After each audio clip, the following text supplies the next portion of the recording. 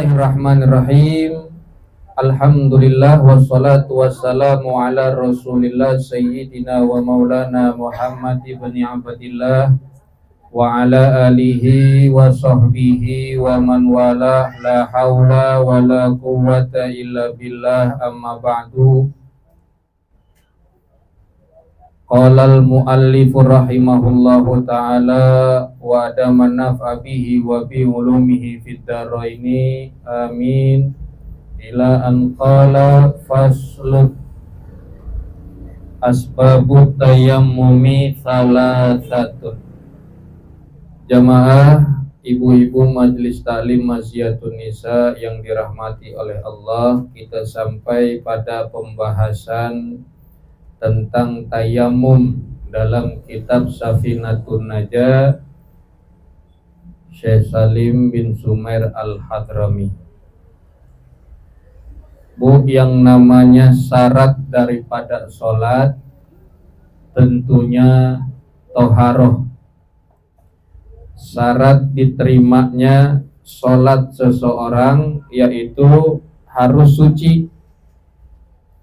Maka dalam ajaran agama kita yang namanya bersuci, suci dari hadas kecil, suci dari hadas besar, itu merupakan syarat diterimanya kita punya sholat. Bersuci kita dari hadas kecil yaitu dengan berwudu. Bersucinya kita dari hadas besar yaitu dengan mandi besar atau mandi wajib. Sampai sini paham, Bu? Dan wudu atau mandi besar sama-sama keduanya bersuci menggunakan air. Ya enggak? Wudu pakai air, mandi juga pakai air. Nah, di dalam ajaran agama kita di sini ada kemudahan. Dalam artian umpama tidak ditemukan air, bagaimana kita berwudu atau bagaimana kita mandi besar. Itu namanya tayamum nanti. Maka diperbolehkan bagi kita untuk tayamum. Apa itu tayamum? Bersuci dengan debu. Tayamum itu artinya bersuci dengan debu sebagai pengganti wudu atau mandi besar dengan mengusap wajah dan kedua tangan. Tayamum definisinya bersuci dengan debu sebagai pengganti wudu atau mandi besar dengan mengusap wajah dan kedua tangan. Paham, Bu? Paham? Apa, Bu, tayamum, Bu? Bersuci dengan debu sebagai pengganti wudu atau mandi besar dengan mengusap wajah dan kedua tangan. Itu tayamum. Kenapa harus dengan debu? Apa istimewanya debu? Apa dibalik rahasia kita bersuci dengan debu? Sebagai pengganti air. Nah, di sini Al-Imam At-Tirmidzi pernah menyebutkan rahasianya tayamum dengan debu yang merupakan salah satu keutamaannya. Ketika Allah menciptakan langit dan bumi, di situ bumi udah berasa. Bumi berasa bahwasanya nanti akan lahir seorang nabi yang mulia, yaitu Nabi Muhammad Sallallahu Alaihi Wasallam, lahir di bumi, diciptakan dari tanah dan lahir di bumi. Maka itulah yang membuat bumi bersyukur kepada Allah.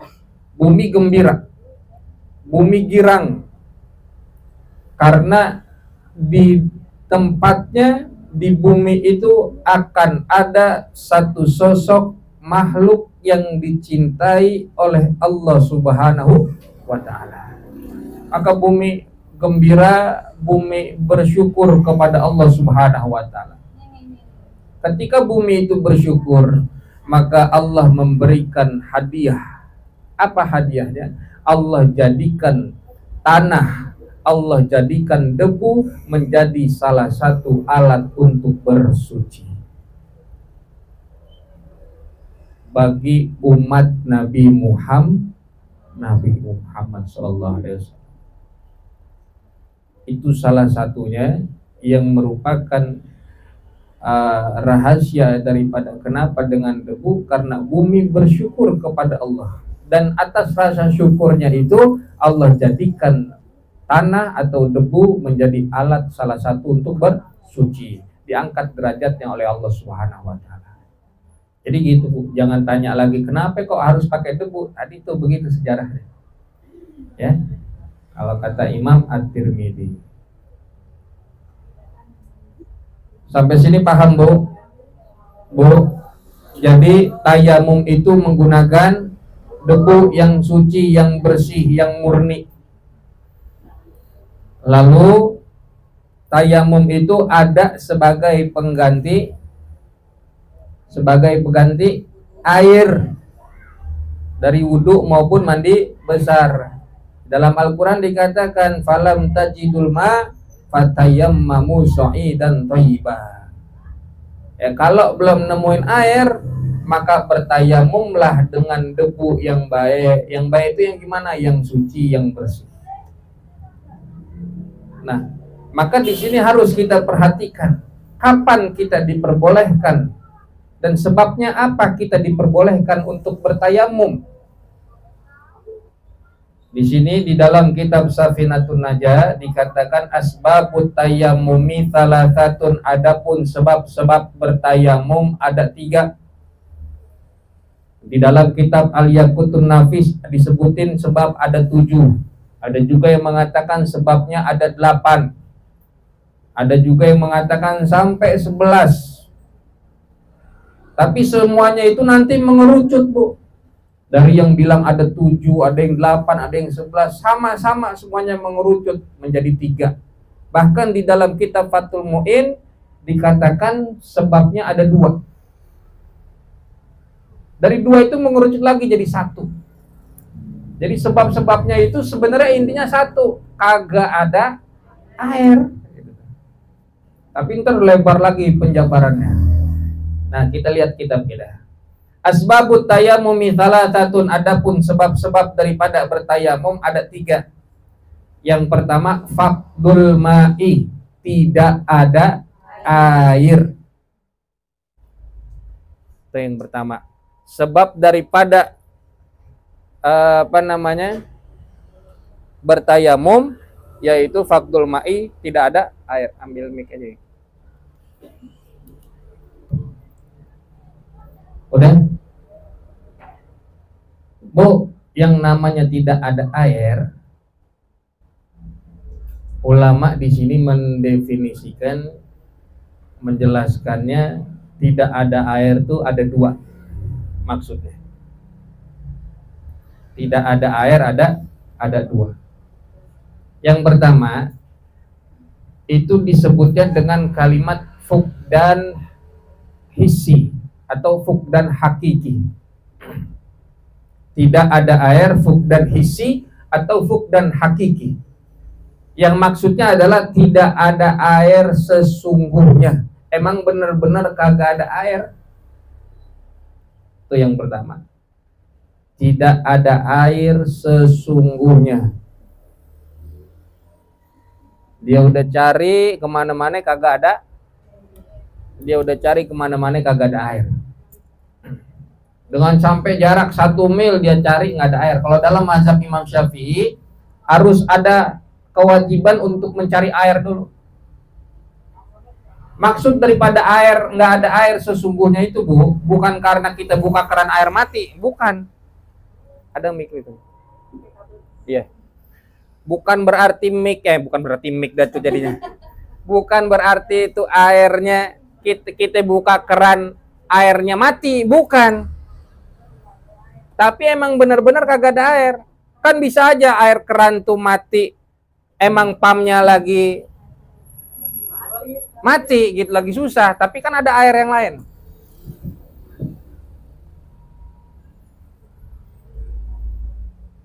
Nih, Bu, jadi gini, yang dimaksud daripada nggak ada air sesungguhnya bukan karena tadi kita buka keran kemudian airnya nggak ada mati, atau emang benar-benar misalkan jet pumpnya lagi ngadat, token listrik mati, bukan karena itu. Tetapi memang nggak ada air sama sekali. Dia udah nyari di kampung kita air susah, udah nggak ada sama sekali. Kita udah nyari nggak ada juga. Itu namanya nggak ada air yang sesungguhnya. Sampai sini paham? Sampai sini paham, Bu? Dan yang kedua, ada yang dinamakan maksud daripada tidak ada air itu fuqdan maknawi. Fuqdan maknawi.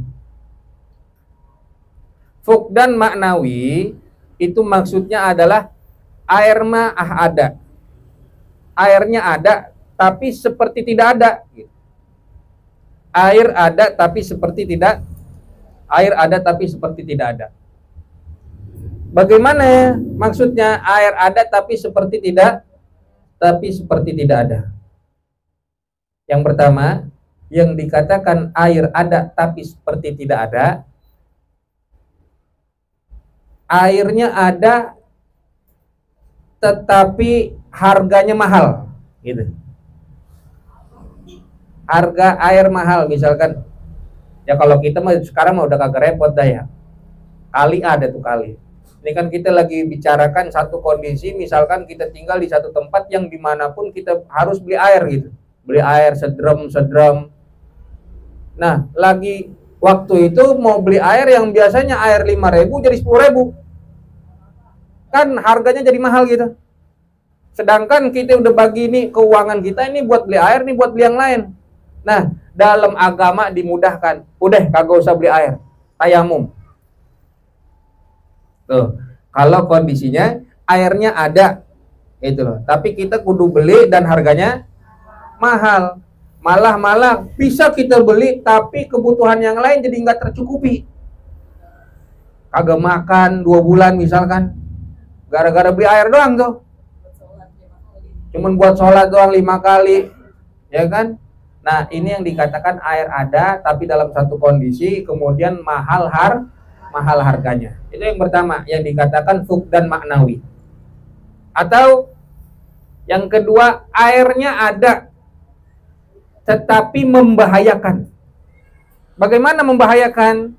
Kita tinggal di satu rumah, di satu daerah, satu kampung yang lagi konflik. Kita mau ngambil air di danau, di sumur di luar misalkan. Orang dulu kan sumur di luar tuh jauh ya. Kagak ada ya, kayak sekarang mah sumur udah ada di rumah. Di sumur di luar. Nah, tapi di luar tuh ada musuh. Ya, ada tentara. Lah kalau kita keluar mati ditembak. Nah, kondisi yang seperti itu namanya airnya ada tapi membahayakan. Ada musuh di luar. Ada orang jahat. Kita mau keluar mau ngambil air wudhu, di luar ada orang jahat. Itu kondisinya air ada tapi membahayakan. Maka di situ boleh untuk tayamum. Atau bukan orang yang jahat, ada harimau. Kita mau ngambil air, ada harimau ngejagain sumur. Loh, itu kondisi yang seperti itu membahayakan. Atau bisa juga dia mah hidup nih di kampung, rumah bukannya nggak ada air, tapi ada air, samping rumahnya danau. Tapi di danaunya itu ada buaya. Sedangkan di rumah nggak ada air, dia harus ngambil air di danau. Nah, dalam kondisi yang membahayakan seperti itu, daripada dia wudhu, kakinya disangkut habis sengket sama buaya, membahayakan, maka boleh tayamum. Atau dalam kondisi cuaca dingin, air ikut dingin. Kalau kita berwudu, tuh air berasa sampai nusuk-nusuk ke tulang, membahayakan, bisa celaka. Karena dalam satu kondisi pernah dialami oleh seorang sahabat yang bernama Amr bin As di saat peperangan, waktu sholat subuh udah datang, cuman dia karena khawatir ngambil air wudhu itu bisa celaka karena airnya dingin, maka dia bertayamum dan Rasulullah SAW mengiyakan, berarti boleh. Kondisi lagi cuaca dingin, mengambil air wudhu, menggigil, bisa bahaya, bisa celaka, kita bisa kena penyakit atau bisa juga berujung kematian, maka itu boleh tayamum. Jelas, Bu? Nah, itu artinya fukdan maknawi, airnya mah ada tapi membahayakan. Ada binatang buas misalkan di sumur, ada ular atau ada apa, ya, jangan paksain. Agama memudahkan bagi kita. Agama enak banget, ya. Atau kemudian itu ya tadi apa namanya, yang pertama tidak dikatakan air, tidak ada air. Ya, tidak ada air, ada fukdan hissi atau fukdan hakiki, ada fukdan maknawi. Ya, tidak ada airnya, dan kemudian air ada tetapi seperti tidak ada. Itu sebab daripada bertayamum yang pertama.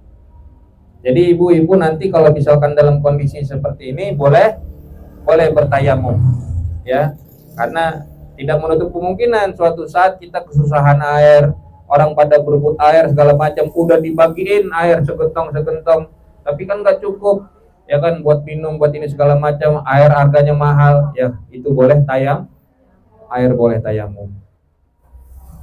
Kemudian wal maradu, dan sakit. Sebab yang kedua diperbolehkannya tayamum karena sakit. Karena sakit, Bu. Contoh misal kita ke dokter, kata dokter, Pak, Bu, jangan kena air dulu ya. Kalau kena air nanti bisa lama sembuhnya, atau bisa membahayakan, bisa celaka. Nah, dalam kondisi seperti itu boleh tayamum. Karena sebabnya sakit, ya, akibatnya penyakitnya jadi lama sembuhnya, atau bisa membahayakan dirinya karena ada luka segala macam, maka itu diperbolehkan tayamum. Jelas, Bu? Jelas enggak? Kalau lagi sakit boleh tayamum. Kita jelasin bagaimana sakitnya. Kemudian wal ihtiyaju ilaihi li'atasin hayawanin muhtaramin.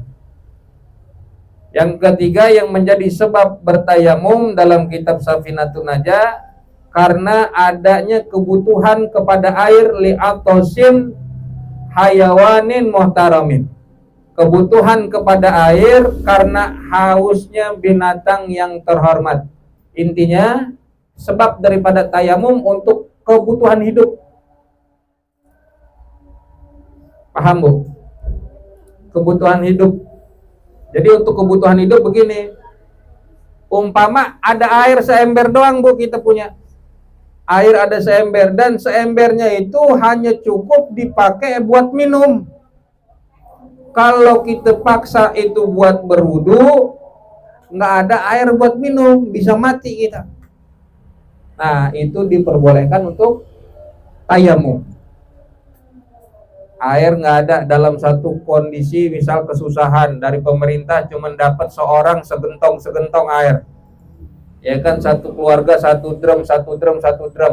Nah, mau wudu, jatuhnya nih kan air kita lagi susah cuman bisa buat air minum doang dikasih jatahnya. Kalau dipaksa itu buat berwudu, maka air buat minum nggak ada.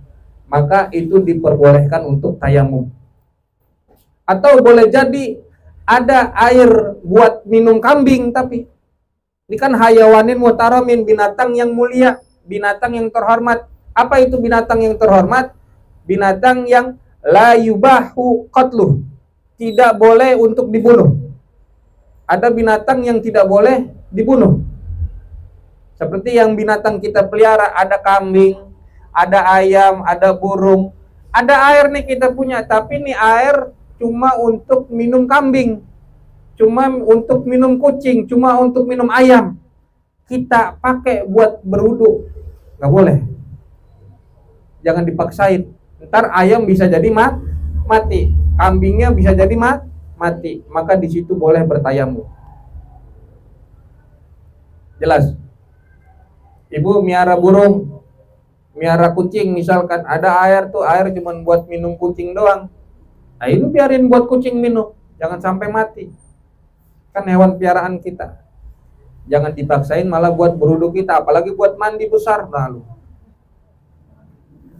Ya. Itu dari yang marot, sakit maupun kebutuhan, itu kalau dalam kitab Fathul Mu'in dikatakan itu disebabkan karena ada ketakutan, kekhawatiran, ada celaka atau bahaya yang dirasakan. Kemudian Bu, kalau dalam ajaran agama kita ada dikatakan makhluk hidup yang terhormat atau makhluk hidup yang mulia, ada juga makhluk hidup yang tidak terhormat. Maka di sini dikatakan ghairul muhtaram. Adapun yang tidak terhormat atau yang tidak dimuliakan, ada berapa sitatun, yaitu ada 6. Tarikus sholati, yang pertama orang yang meninggalkan sholat. Jadi kalau orang yang meninggalkan sholat itu nyawanya tidak dimuliakan. Ya, bahkan orang yang meninggalkan sholat nyawanya lebih murah daripada binatang yang terhormat. Orang yang sengaja ninggalin sholat nyawanya lebih murah daripada binatang yang mulia, binatang yang dimuliakan. Itu saking rendahnya dalam agama orang yang ninggalin sholat.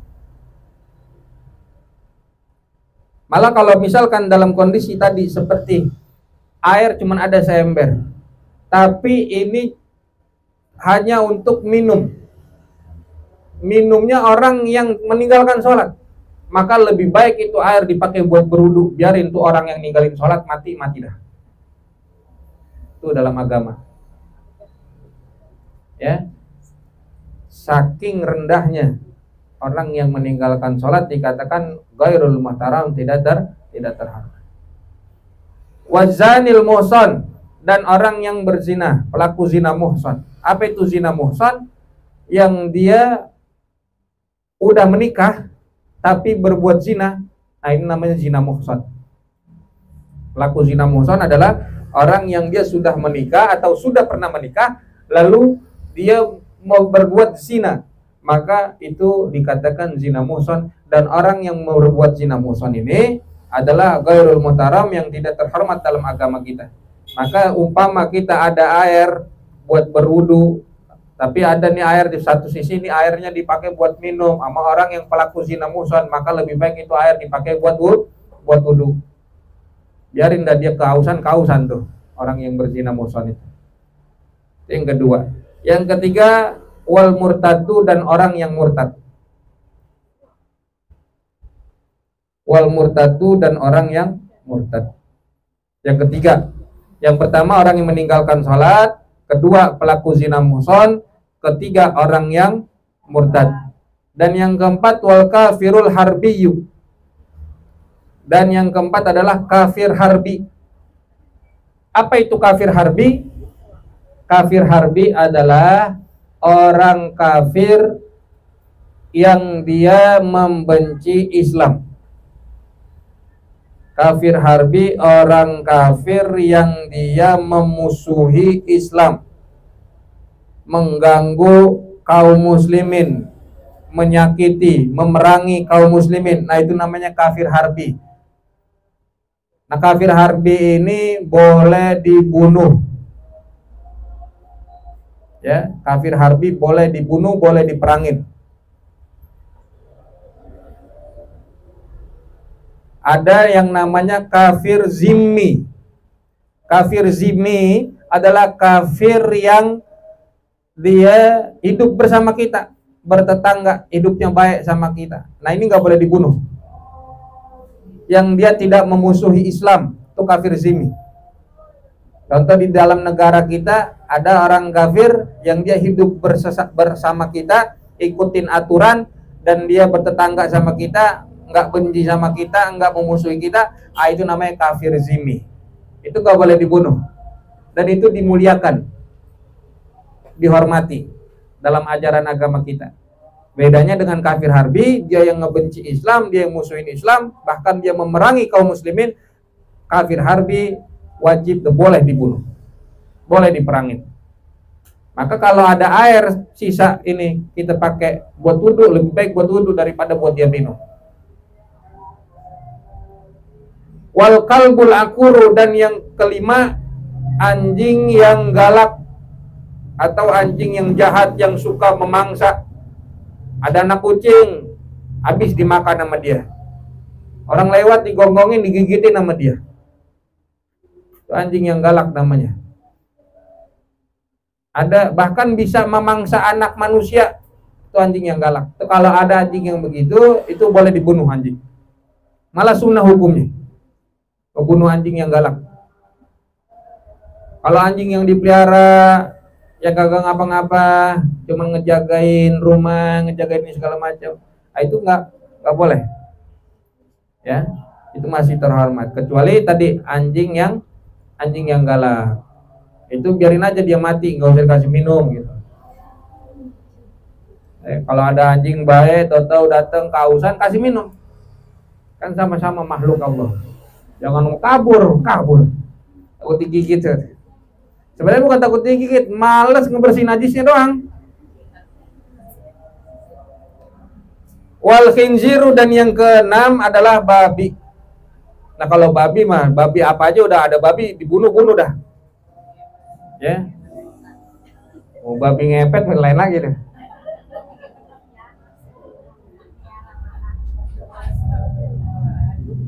Ya, itulah keenam makhluk yang tidak dimuliakan atau tidak terhormat. Satu tadi orang yang meninggalkan sholat, yang kedua zanil muson atau pelaku zina muson, yang ketiga orang yang murtad, kemudian kafir harbi, anjing yang galak atau anjing jahat, kemudian yang terakhir yang keenam adalah babi. Ya, itu untuk membedakan daripada tadi kebutuhan hidup kita, kebutuhan hidup manusia atau kebutuhan hidup makhluk Allah yang terhormat, binatang sekalipun yang terhormat. Jikalau air tersebut digunakan untuk minum binatang itu, maka lebih baik dan diperbolehkan kita untuk bertayamum. Jangan maksain wudu. Gitu Bu ya. Sampai sini jelas? Tadi sebab tayamum ada berapa Bu? Sebab tayamum ada berapa? Ada 3. Yang pertama, tidak ada air. Tidak air turun lagi menjadi 2. 1, tidak ada airnya secara fuk dan hakiki, yaitu tidak ada air yang sesungguhnya. Yang kedua ada fuk dan maknawi, tidak ada air tapi ada air tapi seperti tidak ada. Turun lagi itu fuk dan maknawi, air ada tapi seperti tidak ada, menjadi 2. Air ada tapi harganya mahal, susah didapetin. Kemudian yang kedua, air ada tapi membahayakan. Contoh ada musuh atau ada binatang buas, atau air yang kalau kita pakai jadi menggigil, dingin, kita malah tambah sakit, malah mencelakakan kita. Itu air ada tapi membahayakan. Kemudian sebab yang kedua diperbolehkannya tayamum adalah sakit. Sakitnya yang mana? Sakitnya yang bisa memperlama kesembuhan kalau kita kena air. Kalau sakitnya di punggung, lah kagak ada urusan sama wudu. Sakitnya di punggung, misalkan borok, agak ada urusan, bukan anggota wudu. Jelas Bu? Ya. Berarti wudhu mau wudhu aja gitu, sakit Ustaz di punggung. Boleh nggak tayamum? Ya kaget, bukan anggota wudhu ya. Kecuali nanti kalau kita sakitnya di kaki, misalkan kaki diperban. Kaki ini anggota tayamum bukan? Kaki anggota tayamum bukan? Bukan. Anggota tayamum tadi ada berapa tuh? 2 dengan mengusap wajah dan tangan. Kaki anggota tayamum? Kaki anggota wudhu? Hah? Anggota wudhu bukan? Nah, maka ketika itu kalau sakitnya ada di anggota wudhu, dalam mazhab Syafi'i dulu deh. Dalam mazhab Syafi'i berwudhu, kemudian kita nih di sini jangan dibasuh, tapi kemudian kita sempurnakan dengan tayamum. Tetap wudhu, tapi bagian yang sakit tadi kaki jangan kita basuh, ya jangan kita basuh, tetapi kita kemudian selesai daripada wudhu kita bertayamum. Ini mazhab Syafi'i. Ah, ya tayamum tetap buka sama tangan. Ini kita lagi bicara mazhab Syafi'i dulu. Kalau mazhab Maliki dalam kondisi begitu langsung tayamum sah. Atau dalam mazhab Abu Hanifah cukup berwudu saja nggak usah tayamum. Tapi kalau mazhab Syafi'i habis wudu disempurnakan dengan tayamum. Karena tadi wudunya belum sempurna. Bagaimana kalau pakai perban? Kakinya diperban misalkan. Nah, kalau dalam mazhab Syafi'i dulu nih. Dalam mazhab Syafi'i nih, saya membicarakan, memberitahu ini bukan kemudian kita semua harus pakai ini, enggak. Karena dalam satu kondisi bisa saja ini merepotkan diri saya. Saya ngajarin begini tapi saya sendiri nggak mau repot. Nih, kalau dalam mazhab Syafi'i kita pakai perban nih, kaki kita diperban. Kalau pemasangan perbannya itu sebelum kita perban kita udah ngambil air wudhu, kemudian kita perban di satu sisi kita kemudian sholat kita wudhu lagi, kaki lagi diperban dan ini tidak dibasuh, hanya dia diusap aja dengan air kaki yang tadi diperban, maka setelahnya kita nggak perlu lagi kodok sholat. Kalau kaki udah sembuh nggak perlu lagi kodok sholat dengan wudhu yang sempurna. Kalau sebelum diperban udah ngambil air wudhu, tapi kalau sebelum diperban nggak ngambil air wudhu, maka kondisinya yang seperti itu setelah sembuh sholatnya dikodok. Itu mazhab Syafi'i. Jelas gak tuh Bu? Kalau dalam mazhab Maliki kondisi sakit seperti itu, ya apalagi palanya bocor misalkan, ketiban inian, bambu jemuran lagi jemur misalkan, buang aja, bocor pala. Nah, kan diperban tuh. Kalau dalam mazhab Maliki cukup dengan tayamum, nggak pakai wudhu. Kan kepala ini anggota wudhu, cukup dengan tayamum dalam mazhab Maliki. Nggak perlu wudhu lagi. Nah, ibu-ibu mau nyemak yang mana?